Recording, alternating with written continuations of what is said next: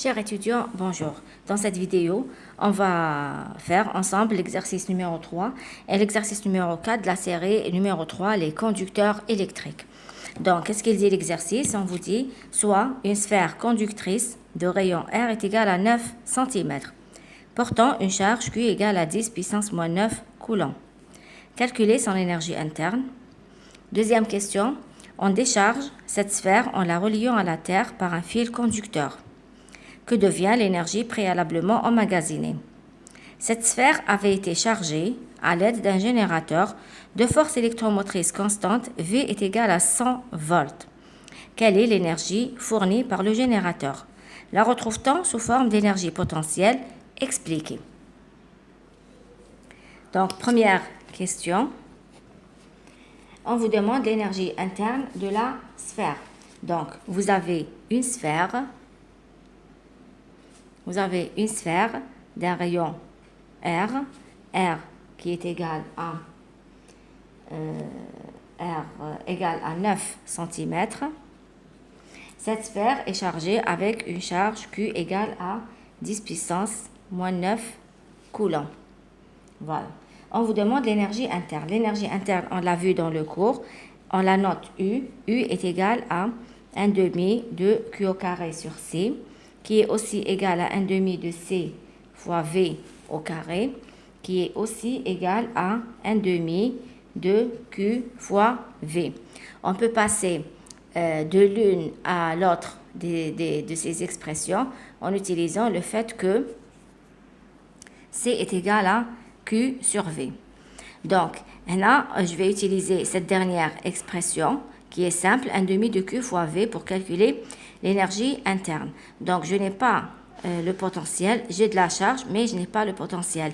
Je sais que V, la charge d'une sphère de rayon R, est égale à quoi? Est égale à KQ sur R.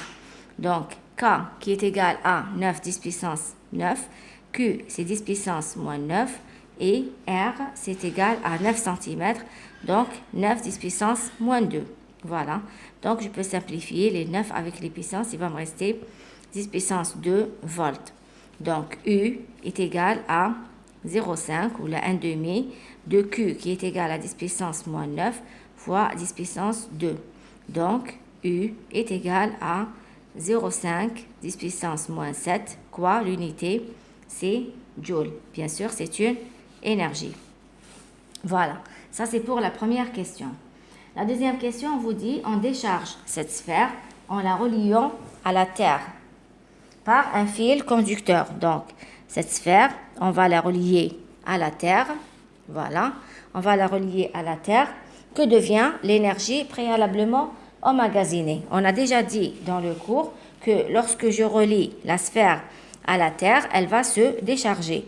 Donc, en reliant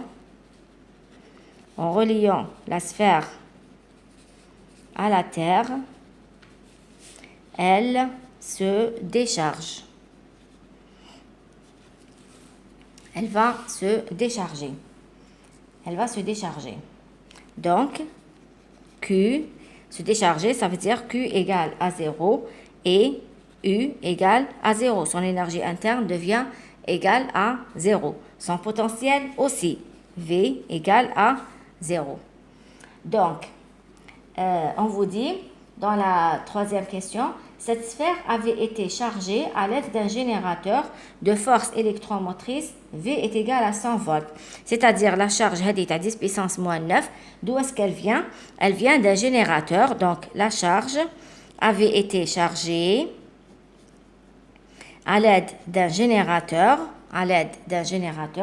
de force électromotrice constante. Donc, troisième question, V est égal à 100 volts.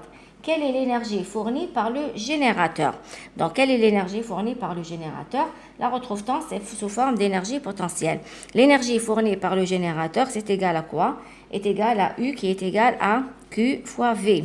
Q qui est égal à 10 puissance moins 9, la charge que la sphère a acquis. Donc, au V, il y a 100. Donc, 10 puissance moins 7 joules. L'énergie fournie par le générateur, c'est 10 puissance moins 7 joules.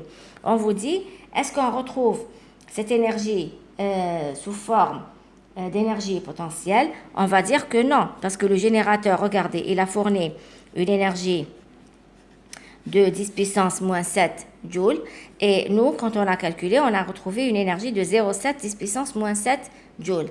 Donc, qu'est-ce qu'on retrouve? On retrouve la moitié. On retrouve la moitié. Alors, l'autre moitié, où est-ce qu'elle est partie? Elle a été dissipée par effet Joule. Donc, on va dire la moitié de cette énergie est dissipée par effet Joule.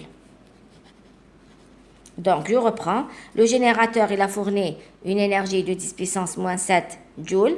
Donc, 0,5 10 puissance moins 7 joules ont resté dans la sphère. Ils ont été emmagasinés par la sphère. Ou l'autre moitié, tu as 0,5 10 puissance moins 7 joules. L'autre moitié, elle a été dissipée par effet Joule. Voilà. On passe maintenant à l'exercice numéro 4. Donc, dans cet exercice, qu'est-ce qu'on vous dit? On considère une charge ponctuelle Q positive placée au centre d'une sphère conductrice creuse de rayons internes RI et externes RE. Déterminer la charge sur les surfaces internes et externes de la sphère dans chacun des cas suivants. Premier cas plutôt, la sphère est initialement neutre et elle est reliée à la Terre. Deuxième cas, la sphère est initialement isolée et neutre. Troisième cas, la sphère est initialement isolée et porte une charge Q. Donc on va commencer. Donc, on vous dit, donc on a une sphère. Cette sphère, elle a deux rayons. Donc, cette sphère, elle a un rayon interne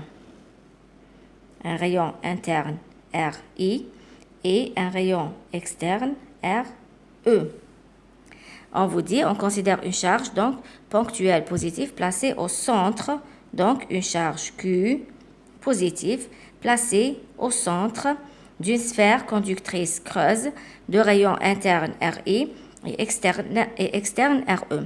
Déterminer la charge sur les surfaces internes. Donc, à chaque fois, on cherche Q interne et Q externe de la sphère.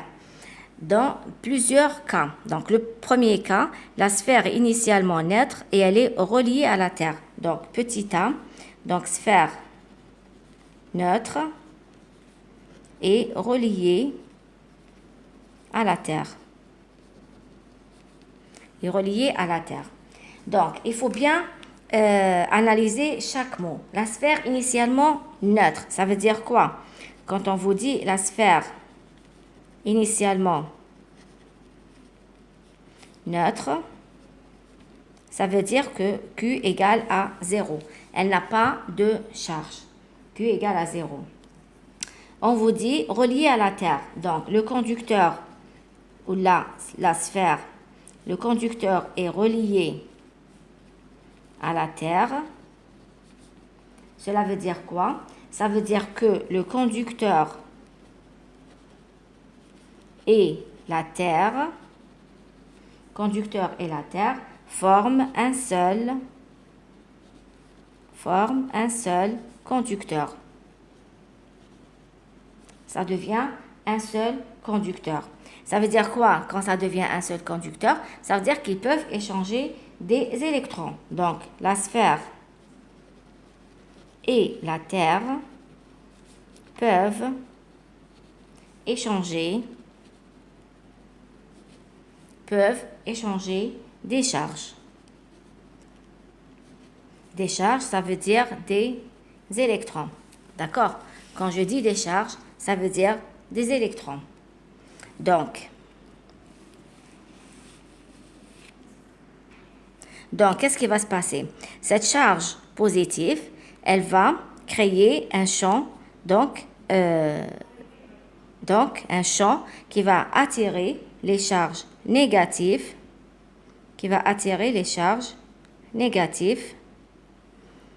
de la sphère. Cette charge positive crée un champ comme ça, sortant, qui va attirer les charges négatives qui vont se mettre sur la surface interne du conducteur ou là de cette sphère. Donc, le but là, on a dit qu'il faut calculer la charge interne. Donc, pour calculer cette charge interne, on va utiliser le théorème de Gauss. Donc, on va choisir cette sphère. D'accord? On va choisir cette surface de Gauss. On va choisir cette surface de Gauss et on va écrire le théorème de Gauss. Donc, l'intégrale de E ds est égale à somme de Q, somme des charges à l'intérieur de la surface de Gauss sur epsilon 0. Donc, le champ à l'intérieur de la sphère, on a dit qu'il est égal à 0. La deuxième propriété des conducteurs, c'est que le champ à l'intérieur du conducteur est égal à 0. Donc, 0 égale à quoi? Égale à somme des charges à l'intérieur de la surface de Gauss. La surface de Gauss, c'est celle que j'ai représentée en rouge. Donc, quelles sont les charges à l'intérieur de cette surface de Gauss? C'est Q intérieur plus Q, on l'a appelé Q, oui, plus Q, je divise par epsilon 0. Cela me donne un Q intérieur plus Q qui est égal à 0. Ça veut dire que Q intérieur est égal à moins Q. Donc, la charge Q intérieur de la sphère est égale à moins Q. Voilà. Lorsque l'équilibre électrostatique est atteint, il n'y aura aucun mouvement, il n'y aura aucune charge en mouvement dans le conducteur. Ça, on le sait, ça fait partie de l'équilibre électrostatique. Les ions positifs, donc, provenant du déplacement des électrons, les ions positifs provenant du déplacement des électrons, où est-ce qu'elles vont y aller? Elles vont être neutralisées par les électrons qui vont monter c'est-à-dire à travers le fil relié à la Terre. Parce qu'on a dit que la sphère, elle est neutre et reliée à la Terre. D'accord? Donc, je répète. Alors, à l'équilibre électrostatique, il n'y aura aucune charge en mouvement dans le conducteur. Et les ions positifs provenant du déplacement de ces électrons, parce que les électrons, quand ils se sont déplacés, ils ont laissé des ions derrière eux. Donc, les ions positifs qui vont se mettre sur la surface externe, elles vont être neutralisées par les électrons qui vont monter, c'est-à-dire la Terre à travers le fil Hadaya. Donc, il n'y aura aucune charge sur la surface externe. Il n'y aura aucune charge sur la surface externe.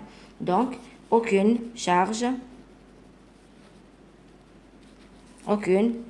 donc, et aucune charge sur la surface externe. Donc, Q externe égale à 0. D'accord? Deuxième cas, on vous dit la sphère est initialement neutre et isolée. Donc, la sphère initialement neutre et isolée. Deuxième cas, la sphère initialement neutre et isolée. Donc, comme on a dit précédemment, neutre, cela veut dire Q égale à 0. Et isolée, la charge du conducteur est constante. La sphère isolée, ou là, le conducteur isolé, ça veut dire que la charge du conducteur est constante. La charge du conducteur est constante. Donc, qu'est-ce qui va se passer? Donc, on a ce genre de schéma. Donc, on a la sphère Q qui est au milieu. On a la sphère Q qui est au centre. Donc, au centre d'une sphère qui a une surface interne RI et une surface externe RE. Donc, qu'est-ce qui va se passer? Donc, comme précédemment, de la même façon que cette charge positive va créer un champ sortant qui va attirer les charges négatives de la sphère. Donc, ces charges négatives, ces électrons vont se mettre sur la surface interne. Donc, de la même façon, je sais que le champ à l'intérieur de la sphère est nul. Donc, je peux utiliser, comme précédemment, le théorème de Gauss pour calculer cette charge interne. Donc, E ds est égal à somme des charges à l'intérieur sur epsilon 0. Ce champ qui est égal à 0 est égal à Q plus Q intérieur sur epsilon 0. Donc, Q interne est égal à moins Q comme précédemment. Je rappelle que là aussi, j'ai utilisé la même surface de Gauss. J'ai utilisé ça comme surface de Gauss. D'accord? La surface de Gauss, je rappelle, on l'a choisie de telle manière que la charge qu'on veut calculer soit dans la surface de Gauss. Voilà.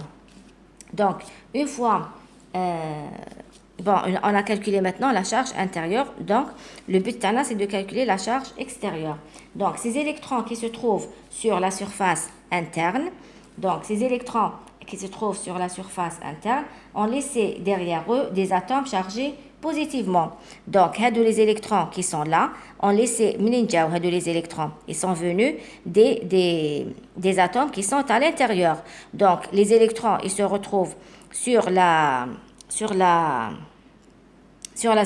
interne et des ions, il y a des ions chargés positivement qui se retrouvent dans le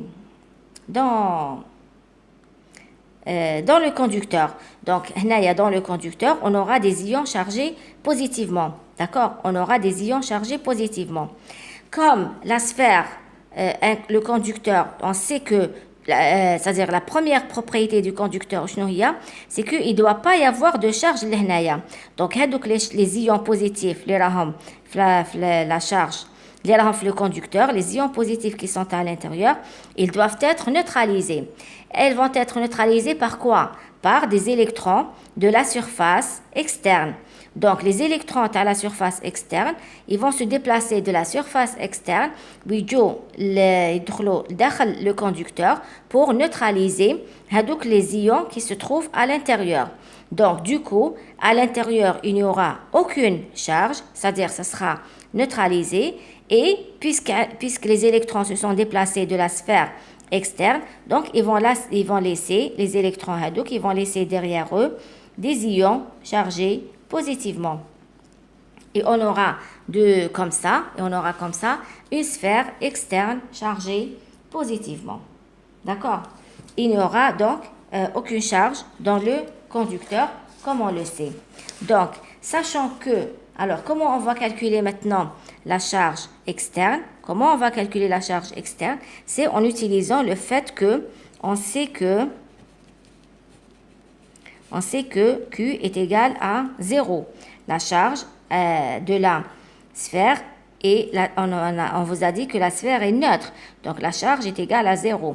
Puisque la charge est égale à 0, ou la charge de la sphère est égale à quoi? Est égale à Q interne plus Q externe. D'accord? Ça veut dire que Q externe est égal à moins Q interne, qui est égal à plus Q, puisque Q interne est égal à moins Q. Voilà. Donc, voilà pour la charge interne et externe de la sphère dans le deuxième cas. Maintenant, le troisième cas, petit c, on vous dit la sphère initialement isolée, donc sphère isolée, et porte une charge Q. Et porte une charge Q. Donc, toujours isolée, ça veut dire quoi? Ça veut dire que la charge, elle est constante. Voilà. Et la charge, elle est constante, c'est-à-dire il n'y a pas d'échange de charge. Pas d'échange de charge. Et la sphère, donc la sphère porte une charge Q. Cela veut dire quoi? Cela veut dire que Q de la sphère est égal à Q, la charge. Contrairement au deuxième cas, où on avait une sphère neutre, donc la charge de la sphère était égale à 0 coulomb. Cette fois-ci, la sphère, elle est chargée. Donc, cette fois-ci, on a ce genre de schéma. Donc, de la même façon, on a la surface externe, la surface interne, la charge Q qui est égale à 0. Donc, de la même façon, la charge Q Donc, la charge Q va attirer des électrons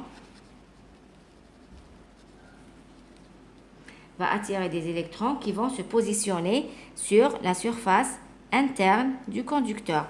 Va attirer des électrons qui se positionnent sur la surface interne de la sphère. Donc, on la calcule de la même façon.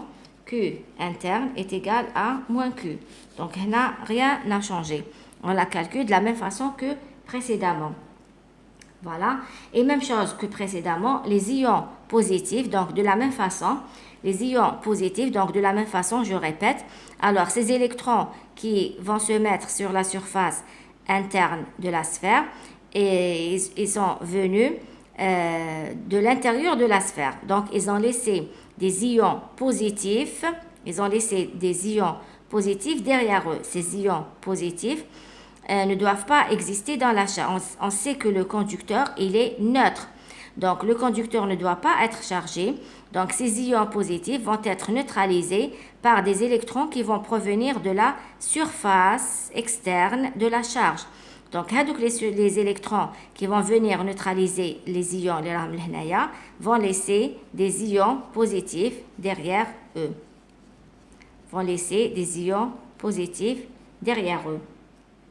Donc, la sphère, la surface externe sera chargée positivement. Et je précise qu'il ne reste aucune charge dans la sphère. Car E doit être égal à 0 à l'intérieur de la sphère. Donc, on a E égale à 0. Je ne dois avoir aucune charge ici. Donc, pour trouver la charge externe, qu'est-ce que je vais mettre? Je sais que Q, la charge de la sphère, est égale à Q intérieur plus Q extérieur. Ça veut dire que Q extérieur est égal à Q moins Q intérieur, qui est égal à Q moins, donc Q intérieur qui est égal à moins Q. Donc, ce sera plus Q. Donc, la charge Q extérieur est égale à Q plus petit q. Voilà la charge extérieure de la sphère. Voilà. Je répète juste une chose.